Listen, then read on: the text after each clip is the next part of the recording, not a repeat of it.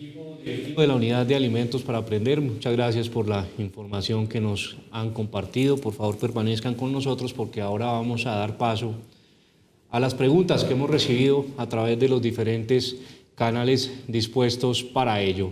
Vamos a iniciar con las que nos llegaron a través de video, luego revisaremos las que recibimos por el chat de la plataforma y por redes sociales, y será nuestro equipo directivo el encargado de despejar aquellas inquietudes. Vamos entonces con las preguntas sobre nuestra rendición de cuentas vigencia 2020. Gratitud por la invitación a la Unidad Administrativa de Alimentos para Aprender. Luis Alfredo Ortiz Tobar, secretario de Educación del Departamento del Huila. Nuestra inquietud es la siguiente. En un ejercicio importante de la comunidad educativa, se ha logrado en el departamento un incremento para el año 2021 de aproximadamente 7.000 estudiantes. Terminamos el año 2020 con 124.300 estudiantes y a la fecha contamos con 130.400 estudiantes. Eso obviamente implica un incremento importante en la comunidad educativa y por supuesto en la necesidad de propender por una muy buena cobertura en el tema de alimentación escolar. Concretamente la inquietud es si existe la posibilidad y de qué forma pudiésemos nosotros acudir a dicha unidad en la búsqueda de generar mayores y mejores recursos en propensión a que esta parte de la comunidad no se quede sin alimentación escolar para la vigencia 2021. Buenos días, mi nombre es Dayan Trujillo, periodista de Huila Estéreo, emisora del departamento del Huila. Mi pregunta para la dirección del PAE a nivel nacional es cómo se van a destinar los recursos ahora en época de alternancia educativa. El programa PAE pues es excelente. También de pronto pues nos gustaría saber si de pronto van a seguir con la continuidad del programa, que estén pendientes así como han estado, o sea que no dejen pues digamos a un lado a los niños, y pues de pronto implementación de pronto de alguna fruta o de pronto de algunos yogures, que también sería como importante, como son productos que no son perecederos, también podría ser importante un yogur adicional a eso. Es una ayuda que de pronto también podría servir para los niños. ¿Hasta qué tiempo estipulado tienen la entrega del mercado? Pues yo quisiera preguntar que ahora que entran los niños a la escuela, ¿cómo va a ser la entrega de estos alimentos? Mi pregunta es, ¿de dónde salen los recursos para el PAE?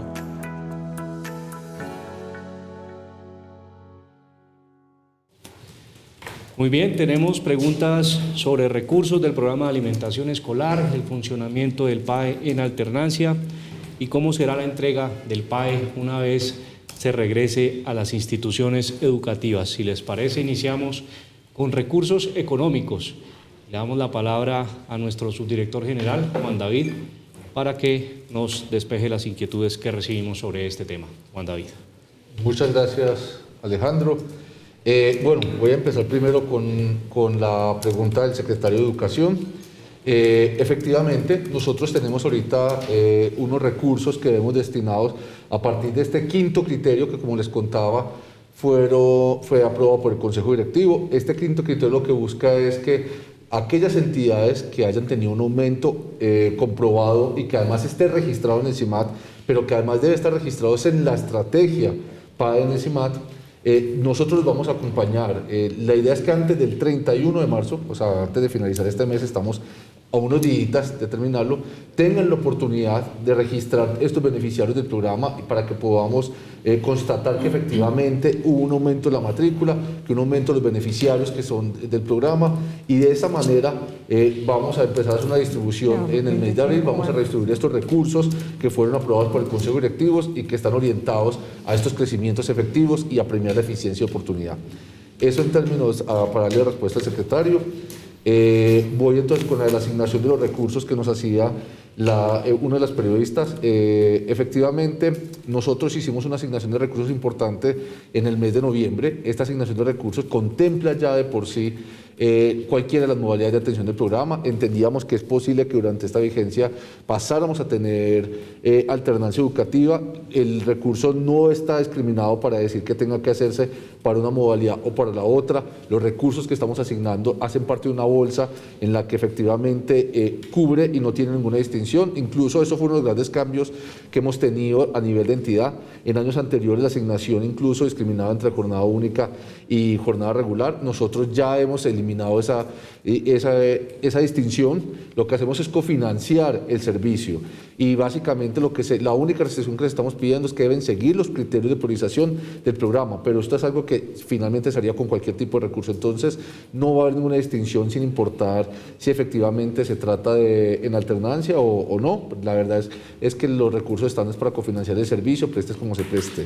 Y creo que el estudiante tenía una pregunta muy importante, y es cómo se financia el programa de alimentación escolar. El programa tiene diferentes fuentes.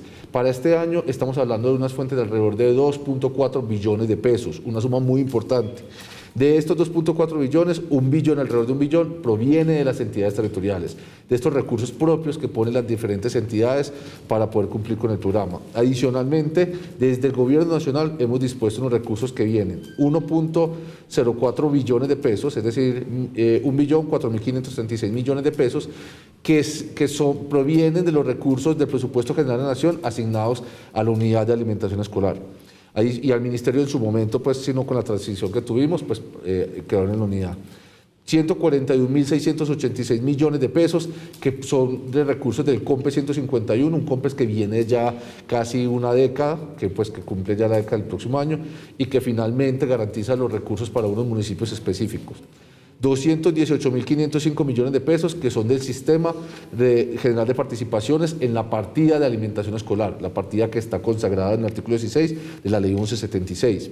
Y adicionalmente el año pasado, entendiendo el contexto de la pandemia y la necesidad de atender durante el recurso del periodo de receso, se destinaron 75.009 millones de pesos del Sistema General de Participaciones proveniente de calidad de la educación para la atención, como les decía, en el periodo de receso escolar.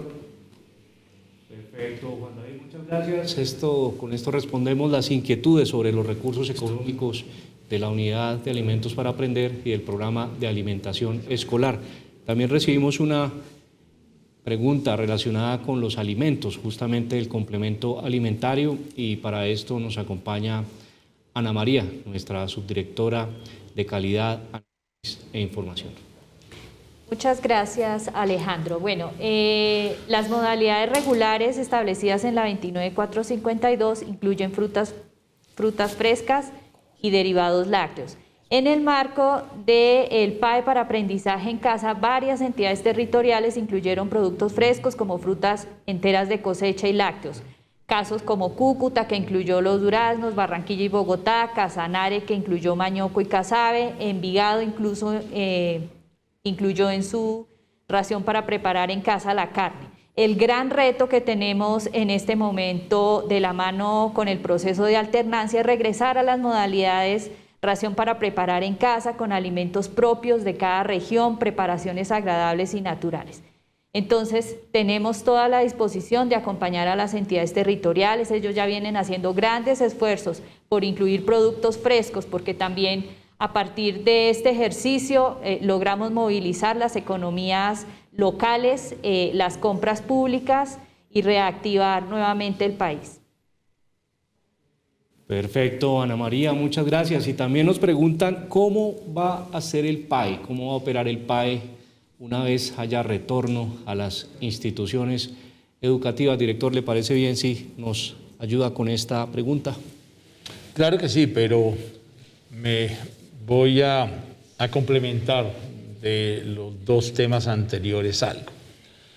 El secretario de Vida, creo que la tarea ya la hizo, que fue entender que debe cubrir a esa población que está dentro de los mismos grados y establecimientos donde está, y como bien se lo recomendó Juan David y lo hablamos cuando fuimos a territorio, que estén todos los reportes de información claros, oportunos, consistentes en las diferentes fuentes, que el recurso adicional va a ir detrás de esas realidades y esos hechos. Con seguridad vamos a poder ayudar a cubrir, vamos a poder cubrir en la misma proporción que viene cubriéndose todos esos crecimientos adicionales. En el tema de lo que implica este cambio, la pandemia nos afectó muchísimo a todos los colombianos.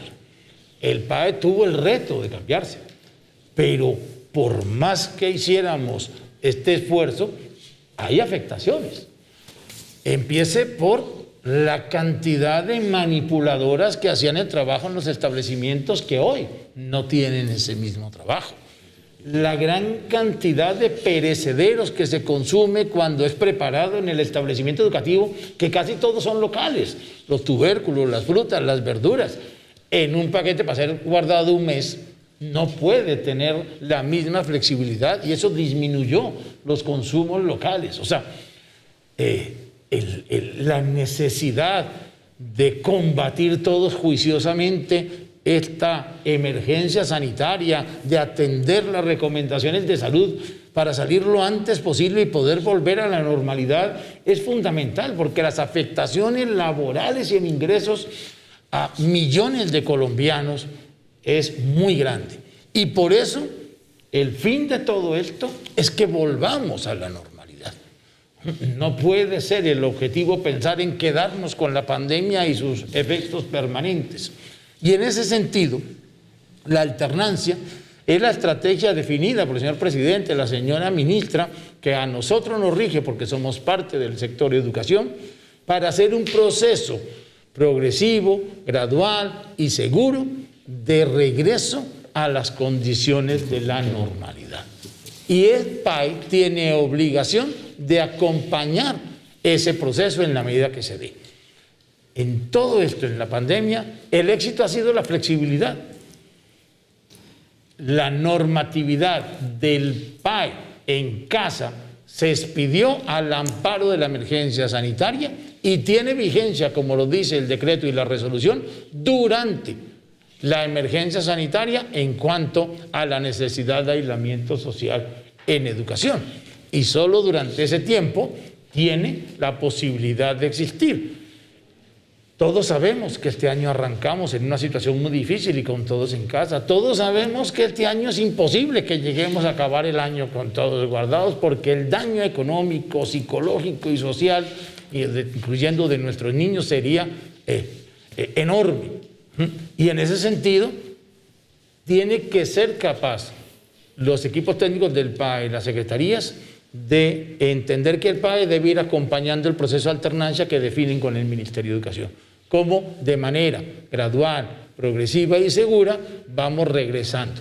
No se trata de pensar el hoy y creer que todo el año es como el hoy. No, los funcionarios públicos tenemos obligación de pensar a futuro, de pensar 6 meses adelante, 1 año adelante. Y tenemos que ver las etapas, dejar que el tiempo, que salud nos vaya diciendo cómo va la evolución y cuándo hay que dar cada paso.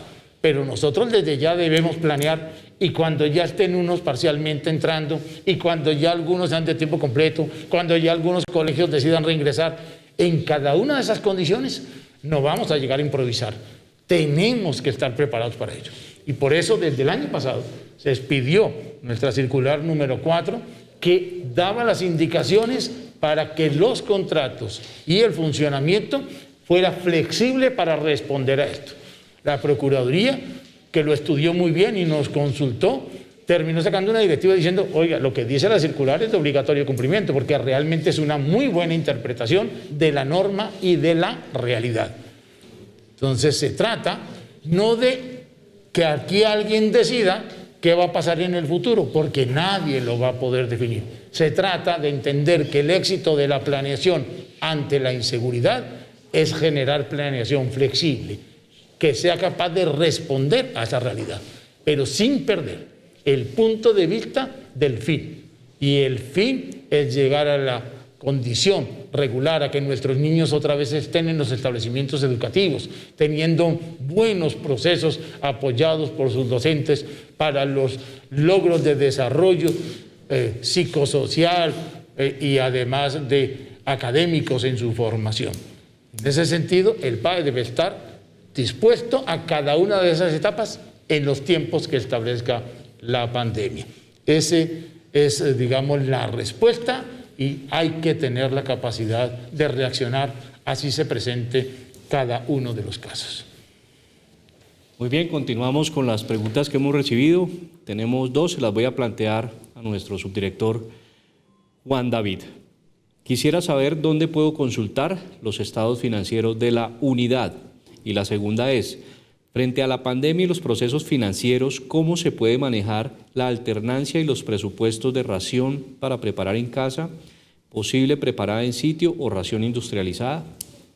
Muchas gracias, Alejandro. Lo primero, frente a dónde están publicados nuestros estados financieros, pueden ingresar a nuestra página web a www.alimentosparaaprender.gov.co.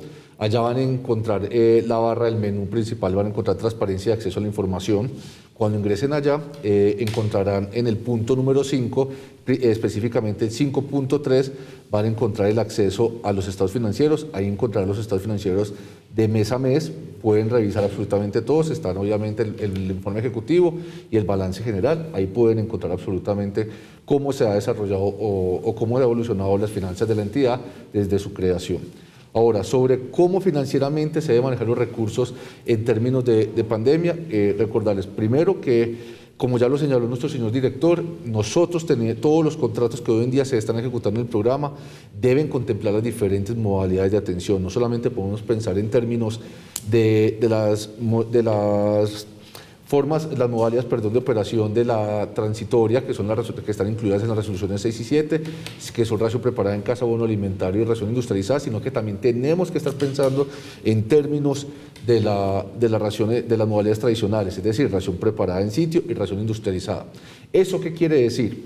Que cada una de estas modalidades deben estar previstas en el contrato y a la vez deben estar costeadas en el contrato, o sea, ya debe haber un valor específico dentro del contrato que nos permita saber, en caso de que si regresamos al aula de clase, tengamos ya un valor específico, no tengamos que estar otra vez en la incertidumbre de cómo operar. Entonces, importante precisar esto, ¿por qué? Porque los recursos finalmente son una bolsa, o sea, los recursos no discriminan, no es que tengamos un recurso para ración preparada en casa, un recurso para ración preparada en sitio, no, los recursos están pensados en términos generales, pero los contratos sí deben estar comprendiendo todas las modalidades posibles que vayan a atender y entendiendo que habrán modalidades para la época de pandemia, que como ya lo señaló el director, hoy en día el soporte jurídico será el decreto que tenemos ahorita hasta mayo, o finalmente si regresamos a las aulas de clase, pues debemos tener estas modalidades de atención en el aula de clase como la preparada en sitio y la industrializada.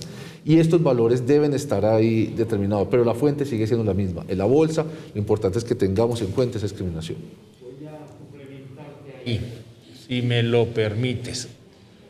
Nuestra resolución 6 y luego la 7, que es la que está vigente, digamos la 6 ya no está vigente, nuestra resolución desde el comienzo, desde el inicio de la pandemia, dejó bien claro que todo nuevo esquema del programa debiera no poner en riesgo su continuidad. Tenía que tener la seguridad de poder atender a la misma gente al mismo tiempo, que por tanto debiera mantenerse el equilibrio de la bolsa, el equilibrio de los precios.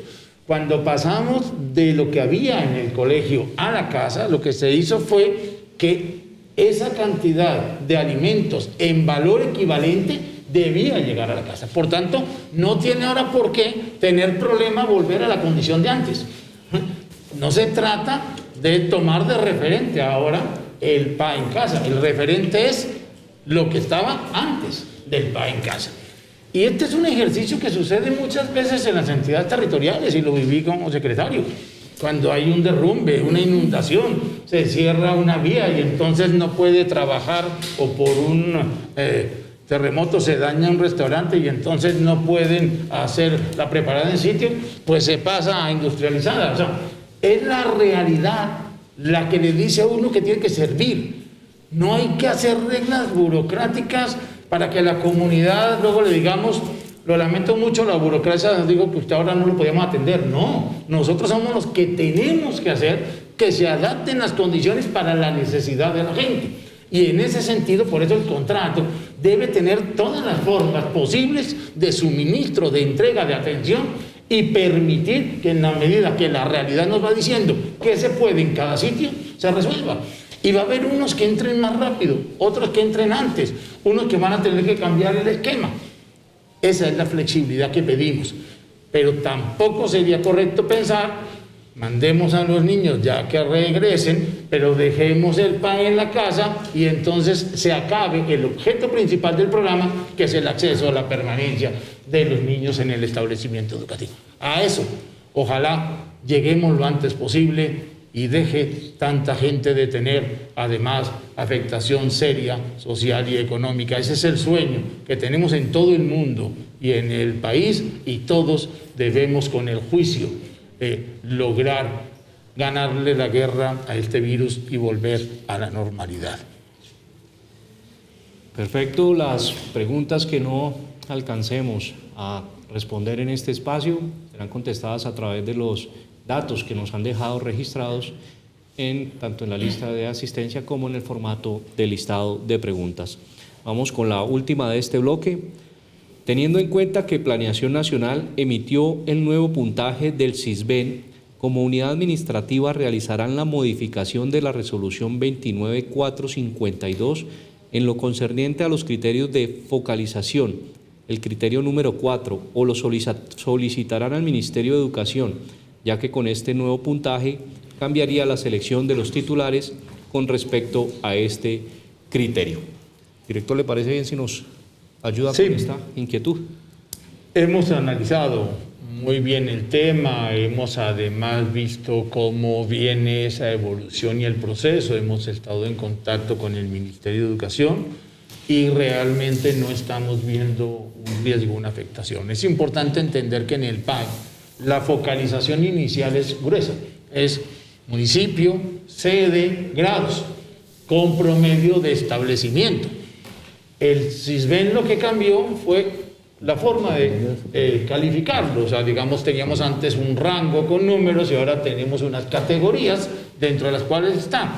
Entonces, pues, todos los que trabajan estadística o sistemas saben pues que simplemente se hace de otra manera los promedios o se hace de otra forma la cuenta de esa estadística. Pero realmente cuando lo hablamos no individual, sino a nivel de grupos, de establecimientos y grados, las variaciones realmente son casi nulas, y este es un programa que primero se focaliza así, no es un programa que se focaliza uno a uno, son 5.700.000, porque no puede funcionar un esquema en educación que diga que de este salón estos niños comen, estos miran. Eso no funciona en educación, esto funciona por grupos completos y a medida que se aumenta cobertura se van aumentando, son grados en los establecimientos educativos para su atención. Entonces eso lo tenemos claro, el proceso viene, entiendo que ya DNP hizo el ejercicio de adecuación, ahora tienen que hacerlo por CIMAT. Pero quiero complementar por último, es que nosotros somos un ente adscrito al Ministerio de Educación y el sistema de matrícula, que es la base para nuestros estudiantes, porque el PAE por norma está para atender a los estudiantes. O sea, ¿y dónde están registrados? En el CIMAT. Para nosotros, la única fuente posible de información para esas decisiones es el CIMAT. Mientras el CIMAT esté todavía con esos números, los datos se hacen con esos números. Cuando el CIMAT evolucione al otro esquema, cambia entonces no tanto la fórmula como la forma de aplicación de la fórmula con estos datos ya discretos en vez de continuos. Y realmente vemos que no va a tener una afectación real en ningún momento. Perfecto, director. Justamente sobre el CIMAT tenemos un espacio para esta inquietud. Nos llega esta pregunta: ¿de qué manera se puede enviar la evidencia del aumento en la matrícula CIMAT a raíz de la emergencia sanitaria por COVID-19 y así poder hacer la solicitud de un aumento en los recursos designados por parte del MEN? Juan David, ¿nos ayuda con esta inquietud? Claro que sí. Director, pues el sistema oficial y nuestro referente es el CIMAT. Es allí donde nosotros vamos a verificar para poder saber si hubo o no existe un aumento. Entonces es fundamental. No es que nos envíen una carta, no es que nos manden diciendo que aumentamos, es fundamental que todo el incremento que exista en la matrícula esté registrado en el CIMAT, pero no solamente exclusivamente como estudiante, es decir, no basta con que el estudiante esté registrado en el sistema general, sino que además esté en la estrategia PAE. Fundamental eso. Entonces, todo es la única manera en la que nosotros en su momento, después del 31 de marzo, empezaremos a verificar cómo estaba la matrícula CIMAT en la estrategia PAE al cerrar el año 2020 y cómo se encuentra en este momento. Compararemos ambas cifras y eso nos permitirá saber si existió o no existió un aumento real. Entonces, por eso quiero volver a hacer énfasis, fundamental que no solamente sea que el niño esté ingresado en el CIMAT, sino que además de que esté en el CIMAT, deba estar registrado en la estrategia PAE como beneficiario. Muy buena la precisión. Nosotros funcionamos en lo público con evidencias y la única evidencia válida para registrar estudiantes matriculados y que están recibiendo el PAE es el CIMAT. Ahí tiene que estar obligatoriamente registrado, pero le sumo que debe ser consistente con el dato de raciones contratadas y con el dato reportado en el chip y en el FUT del recurso invertido para esta atención. O sea, no pueden aparecer, hay 4 fuentes de información, datos de cantidad de estudiantes atendidos diferentes. La fundamental es el CIMAT, que es la única que tiene el registro niño a niño y que en las auditorías de verificación en territorio que empiezan ahora, va a hacerse la verificación en campo, que sea real, que esos niños estén recibiendo el alimento. En ese sentido, esa es la fuente fundamental, ahí es donde debe estar y solo esa nos sirve de registro. Entonces no hay ningún otro mecanismo válido ni posible para decir tengo una ampliación de cobertura.